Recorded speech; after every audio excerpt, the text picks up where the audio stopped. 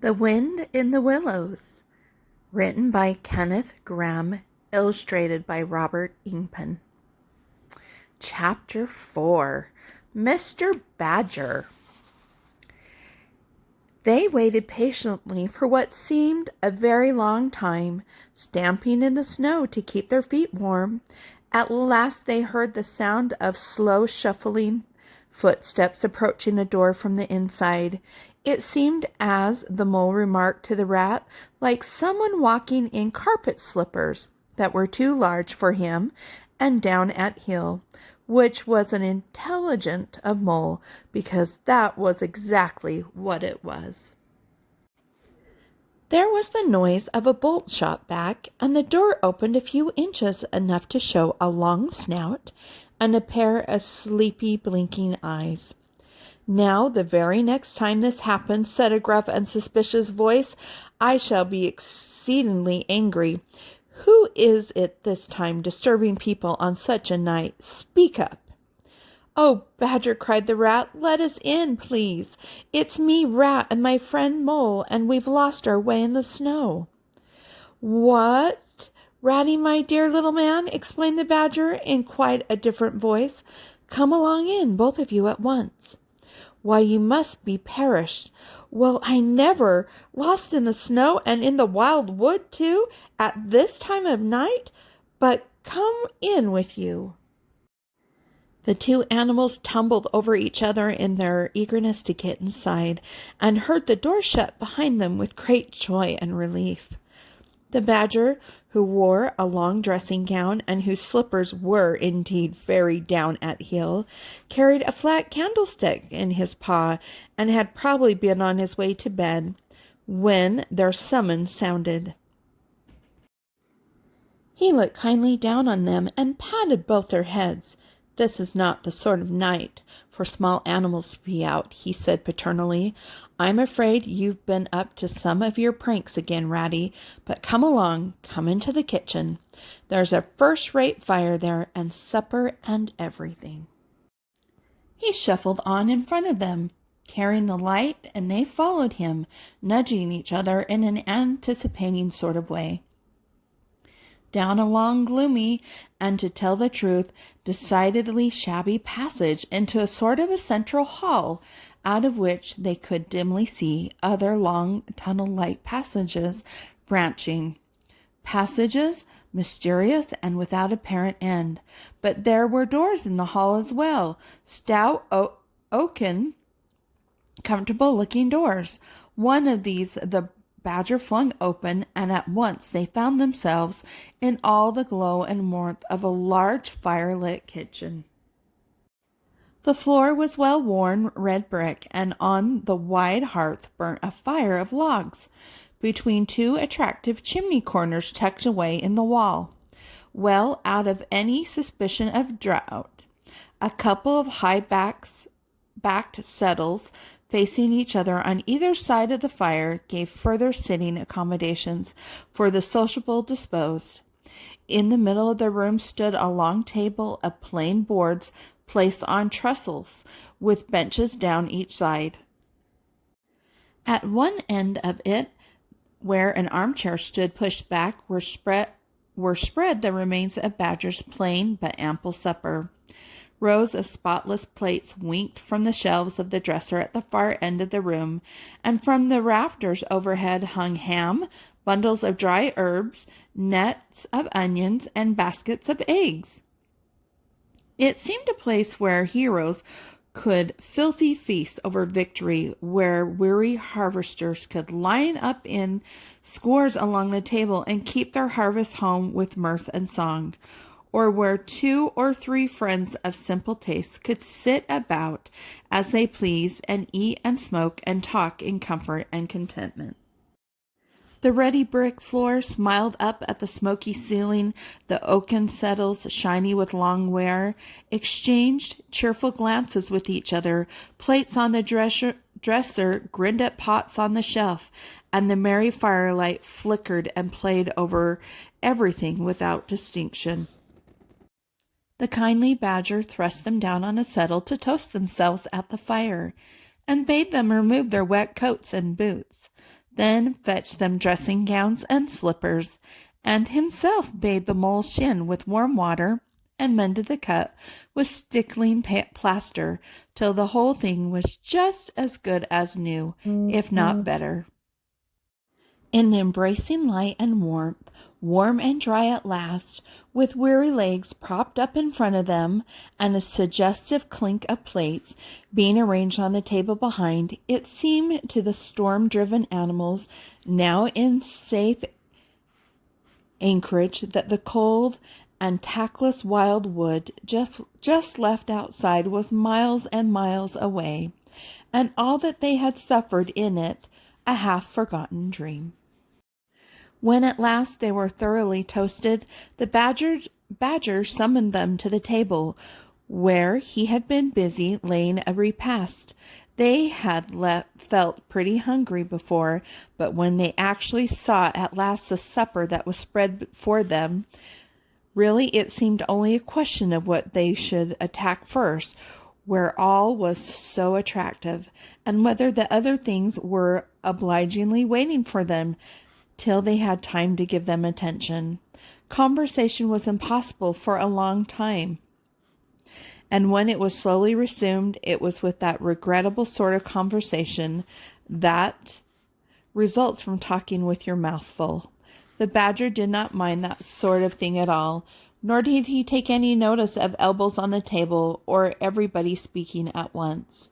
As he did not go into society himself, he had got an idea that these things belonged to the things that really didn't matter. We know, of course, that he was wrong and took too narrow a view, because they do matter very much, though it will take too long to explain why.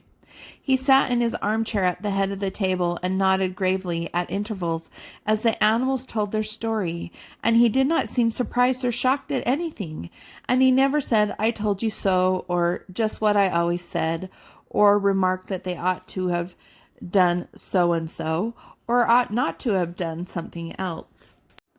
The mole began to feel very friendly towards him. When supper was really finished at last, and each animal felt that his skin was now as tight as was decently safe, and that by the time he didn't care a hang for anybody or anything, they gathered around the glowing embers of the great wood fire and thought how jolly it was to be sitting up so late, and so independent and so full. And after they had chatted for a time about things in general, the badger said heartily, "Now then, tell us the news from your part of the world. How's old Toad going on?" "Oh, from bad to worse," said the rat gravely, while the mole cocked up a settle and, basking in the firelight, his heels higher than his head, tried to look properly mournful. "Another smash-up only last week, and a bad one, you see. He will insist on driving himself, and he's hopelessly incapable. If he'd only employ a decent, steady, well-trained animal, pay him good wages, and leave everything to him, he'd get on all right. But no, he's convinced he's a heaven-born driver, and nobody can teach him anything, and all the rest follows." "How many has he had?" inquired the badger gloomily. "Smashes or machines?" asked the rat. "Oh, well, after all, it's the same thing with Toad. This is the 7th. As for the others, you know that coach house of his? Well, it's piled up, literally piled up to the roof, with fragments of motor cars, none of them bigger than your hat. That accounts for all the other 6 so far as they can be accounted for. He's been in the hospital 3 times, put in the mole, and as for the fines he's had to pay, it's simply awful to think of." "Yes, and that's part of the trouble," continued the rat. "Toad's rich, we all know, but he's not a millionaire, and he's a hopelessly bad driver, and quite regardless of law and order. Killed or ruined, it's got to be one of the 2 things, sooner or later, Badger." "We're his friends. Ought we to do something?" The badger went through a bit of hard thinking. "Now look here," he said at last, rather severely, "of course you know I can't do anything now." His 2 friends assented, quite understanding his point. No animal, according to the rules of animal etiquette, is ever expected to do anything strenuous or heroic, or even moderately active during the off-season of winter. All are sleepy, some actually asleep. All are weather-bound, more or less, and all are resting from arduous days and nights, during which every muscle in them has been severely tested and every energy kept at full strength.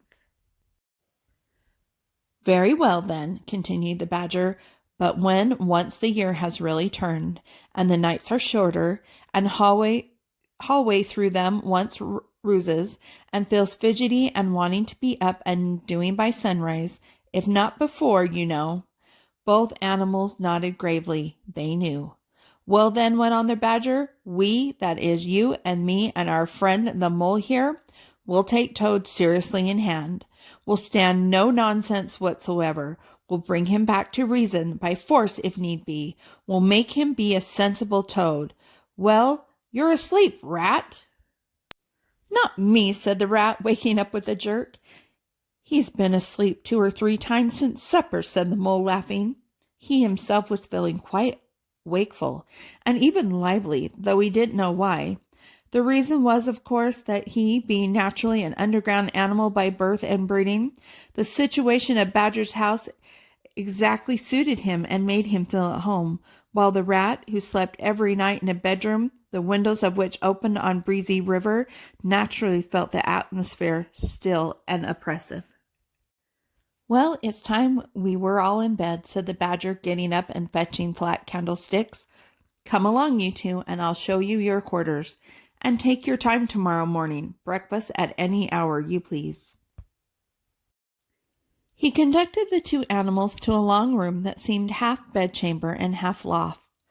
The Badger's winter stores, which indeed were visible everywhere, took up half the room. Piles of apples, turnips, and potatoes, baskets full of nuts, and jars of honey. But the 2 little white beds on the remainder of the floor looked soft and inviting, and the linen on them, though coarse, was clean and smelt beautifully of lavender. And the Mole and the Water Rat, shaking off their garments in some 30 seconds, tumbled in between the sheets in great joy and contentment. In accordance with the kindly Badger's injunctions, the 2 tired animals came down to breakfast very late next morning and found a bright fire burning in the kitchen and 2 young hedgehogs sitting on a bench at the table, eating oatmeal porridge out of wooden bowls. The hedgehogs dropped their spoons, rose to their feet, and ducked their heads respectfully as the 2 entered. There, sit down, said the Rat pleasantly, and go on with your porridge. Where have you youngsters come from? Lost your way in the snow, I suppose? Yes, please, sir, said the elder of the 2 hedgehogs, respectfully. Me and little Billy here, we were trying to find our way to school. Mother would have us go. Was the weather ever so? And of course we lost ourselves, sir. And Billy, he got frightened and took and cried, being young and faint-hearted. And at last we happened upon Mr. Badger's back door, and made so bold as to knock, sir. For Mr. Badger, he's a kind-hearted gentleman, as everyone knows. I understand, said the Rat, cutting himself some rashers from a side of bacon, while the Mole dropped some eggs into a saucepan. And what's the weather like outside? You needn't stir me quite so much, he added. Oh, terrible bad, sir, terrible deep the snow is, said the hedgehog. No getting out for the likes of you gentlemen today. Where's Mr. Badger? Inquired the Mole, as he warmed the coffee pot before the fire. The master's gone into his study, sir, replied the hedgehog, and he said as how he was going to be particular busy this morning, and no account was he to be disturbed. This explanation, of course, was thoroughly understood by everyone present.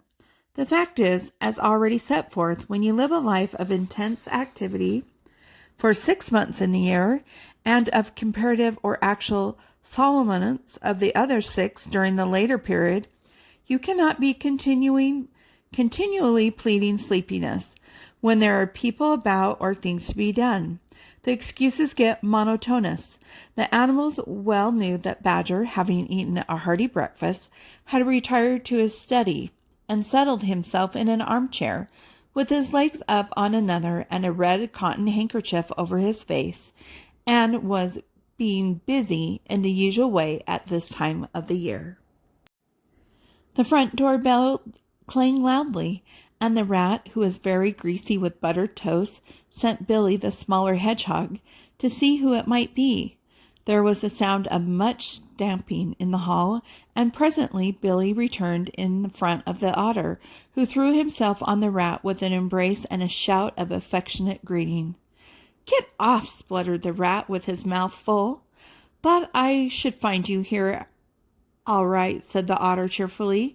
"They were in a great state of alarm along the river bank when I arrived this morning. Rat never been home all night, nor Mole either. Something dreadful must have happened, they said, and the snow had covered up all your tracks, of course.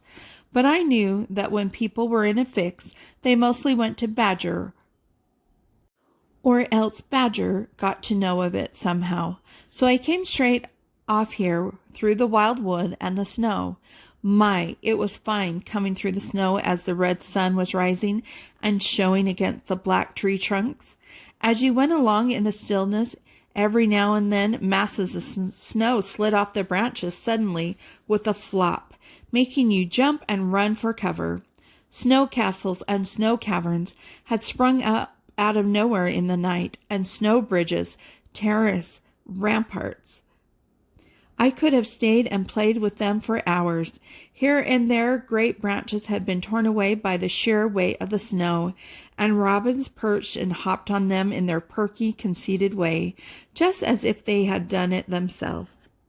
A ragged string of wild geese passed overhead, high on the gray sky, and a few rooks swirled over the trees, inspected and flapped off homewards with a disgusted expression. But I met no sensible being to ask the news of. About halfway across, I came on a rabbit sitting on a stump, cleaning his silly face with his paws. He was a pretty scared animal when I crept up behind him and placed a heavy forepaw on his shoulder. I had to cuff his head once or twice to get any sense out of it at all. At last I managed to extract from him that Mole had been seen in the wild wood last night by one of them. It was the talk of the burrows. He said how Mole, Mr. Rabbit's particular friend, was in a bad fix, how he had lost his way, and they were up and out hunting and were shivving him around and around. Then, why didn't all of you do something, I asked.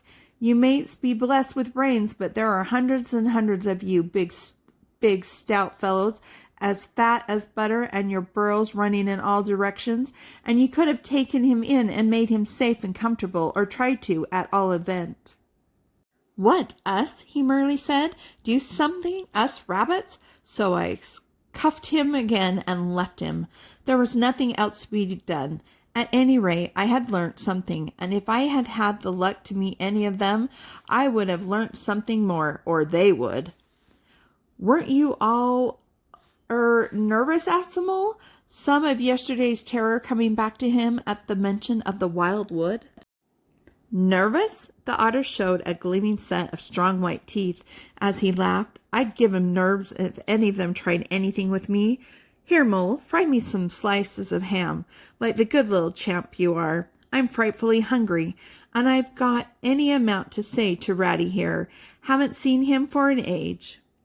So the good-natured Mole, having cut some slices of ham, set the hedgehogs to fry it, and returned to his own breakfast, while the otter and the rat, their heads together, eagerly talked river shop, which is a long shop, and talk that is endless, running on like the babbling river itself. A plate of fried ham had just been cleared and sent back for more, when the badger entered, yawning and rubbing his eyes, and greeting them all in his quiet, simple way, with kind inquiries for everyone. It must be getting on for luncheon time, he remarked to the otter. Better stop and have it with us. You must be hungry this cold morning.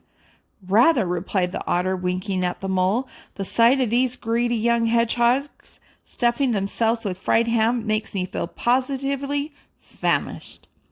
The hedgehogs, who were just beginning to feel hungry again after their porridge and after working so hard at their frying, looked timidly up at Mr. Badger, but were too shy to say anything.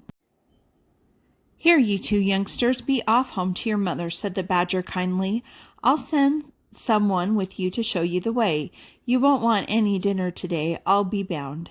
He gave them 6 pence apiece and a pat on the head, and they went off with much respectful swingings of caps and touchings of forelocks. Presently they all sat down to luncheon together. The Mole found himself placed next to Mr. Badger, and, as the other two were still deep in river gossip, from which nothing could divert them, he took the opportunity to tell Badger how comfortable and homelike it all felt to him. "Once well underground," he said, "you know exactly where you are. Nothing can happen to you, and nothing can get at you. You're entirely your own master, and you don't have to consult anybody or mind what they say. Things go on all the same overhead, and you let them and don't bother about them. When you want to, up you go, and there the things are waiting for you." The Badger simply beamed on him. "That's exactly what I say," he replied. "There's no security or peace and tranquility except underground. And then if your ideas get larger and you want to expand, why, a dig and a scrape, and there you are. If you feel your house is a bit too big, you stop up a hole or two, and there you are again. No builders, no tradesmen, no remarks passed on you by fellows looking over your wall, and, above all, no weather. Look at Rat now. A couple of feet of flood water, and he's got to move into hired lodgings, uncomfortable, inconveniently situated, and horribly expensive. Take Toad. I say nothing against Toad Hall, quite the best house in these parts, as a house. But supposing a fire breaks out, where's Toad? Supposing tiles are blown off, or walls sink or crack, or windows get broken, where's Toad? Supposing the rooms are darty. I hate a draft myself. Where's Toad? No, up and out of the door is good enough to roam about and get one's living in, but underground to come back to at last, that's my idea of home." The Mole assented heartily, and the Badger in consequence got very friendly with him. "When lunch is over," he said, "I'll take you all around this little place of mine. I can see you'll appreciate it. You understand what domestic architecture ought to be. You do." After luncheon, accordingly, when the other two had settled themselves into the chimney corner and had started a heated argument on the subject of eels, the Badger lighted a lantern and bade the Mole follow him. Crossing the hall, they passed down one of the principal tunnels, and the wavering light of the lantern gave glimpse on either side of rooms, both large and small, some mere cupboards, others nearly as broad and imposing as Toad's dining hall. A narrow passage at right angles led them to another corridor, and here the same thing was repeated. The Mole was staggered at the size, the extent, the ramifications of it all. At the length of the dim passage, the solid vaultings of the crammed store chambers, the masonry everywhere, the pillars, the arches, the pavements. "How on earth, Badger," he said at last, "did you ever find time and strength to do all this? It's astonishing." "It would be astonishing indeed," said the Badger simply, "if I had done it. But as a matter of fact, I did none of it. Only cleaned out the passages and chambers as far as I had need of them. There's lots more of it all around about. I see you don't understand, and I must explain it to you. Well, very long ago, on the spot where the wild wood waves now, before it had planted itself and grown up to what it is now, there was a city of people, you know. Here where we are standing, they lived and walked and talked and slept and carried on their business. Here they stabled their horses and feasted. From here they rode out to fight or drove out to trade. They were a powerful people and rich and great builders. They built to last, for they thought their city would last forever." "But what has become of them all?" asked the Mole. "Who can tell?" said the Badger. "People come, they stay for a while, they flourish, they build, and they go. It is their way. But we remain.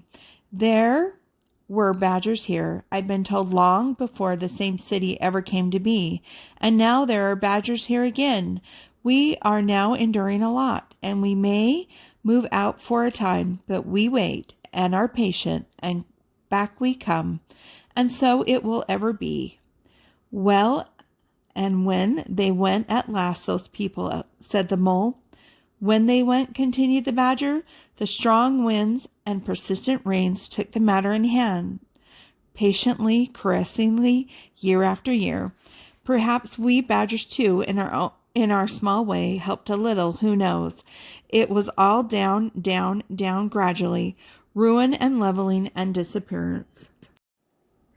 Then it was all up, up, up, gradually, as seeds grew to saplings, and saplings to forest trees, and bramble and fir came creeping in to help. Leaf mold rose and obliviated streams in their winter freshets brought sand and soil to clog and to cover, and in course of time our home was ready for us again, and we moved in. Up above us on the surface, the same thing happened. Animals arrived, like the look of the place, took up their quarters, settled down, spread and flourished. They didn't bother themselves about the past. They never do. They're too busy. The place was a bit humpty and hillocky, naturally, and full of holes, but that was rather an advantage. And they don't bother about the future either. The future when perhaps the people will move in again for a time. As may very well be. The wildwood is pretty well populated by now, with all the usual lot, good, bad, and indifferent. I name no names. It takes all sorts to make a world, but I fancy you know something about them yourselves by this time. I do indeed, said the mole with a slight shiver. Well, well, said the badger, patting him on the shoulder. It was your first experience of them, you see. They're not so bad, really, and we must all live and let live. But I'll pass the word around tomorrow, and I think you'll have no further trouble. Any friend of mine walks where he likes in this country, or I'll know the reason why. When they got back to the kitchen again, they found the rat walking up and down, very restless. The underground atmosphere was oppressing him and getting on his nerves, and he seemed really to be afraid that the river would run away if he wasn't there to look after it. So he had his overcoat on and his pistols thrust into his belt again. Come along, Mole, he said anxiously as soon as he caught sight of them. We must get off while it's daylight. Don't want to spend another night in the wild wood again. It'll be all right, my fine fellow, said the otter. I'm coming along with you, and I know every path blindfolded, and if there's a head that needs to be punched, you can confidently rely upon me to punch it. You really needn't fret, Ratty, added the badger placidly. My passages run further than you think, and I've bolt holes to the edge of the wood in several directions, though I don't care for everybody to know about them. When you really have to go, you shall leave by one of my shortcuts. Meanwhile, take yourself easy and sit down again. The rat was nevertheless anxious to be off and attend to his river, so the badger, taking up his lantern again, led the way along a damp and airless tunnel that wound and dipped, part vaulted, part hewn through solid rock, for a weary distance that seemed to be miles. At last daylight began to show itself confusedly through tangled growth overhanging the mouth of the passage, and the badger, bidding them a hasty goodbye, pushed them hurriedly through the opening, made everything look as natural as possible again, with creepers, brushwood, and dead leaves, and retreated. They found themselves standing on the very edge of the wild wood, rocks and brambles and tree rot behind them, confusedly heaped and tangled. In front, a great space of quiet fields hemmed by lines of hedge, black on the snow, and far ahead a glint of the familiar old river, while the wintry sun hung red and low on the horizon. The otter, as knowing all the paths, took charge of the party, and they trailed out on a bee-line for a distant stile. Pausing there a moment and looking back, they saw the whole mass of the wild wood, dense, menacing, compact, grimly set in vast white surroundings. Simultaneously they turned and made swiftly for home, for firelight and the familiar things it played on, for the voice sounding cheerily outside their window, of the river that they knew and trusted in all its moods, that never made them afraid with any amazement. As he hurried along, eagerly anticipating the moment when he would be at home again among the things he knew and liked, the mole saw clearly that he was an animal of tilled field and hedgerow, linked to the plowed furrow, the frequent pasture, the lane of evening lingerings, the cultivated garden plot. For others, the asperities, the stubborn endurance, or the clash of actual conflict that went with nature in the rough.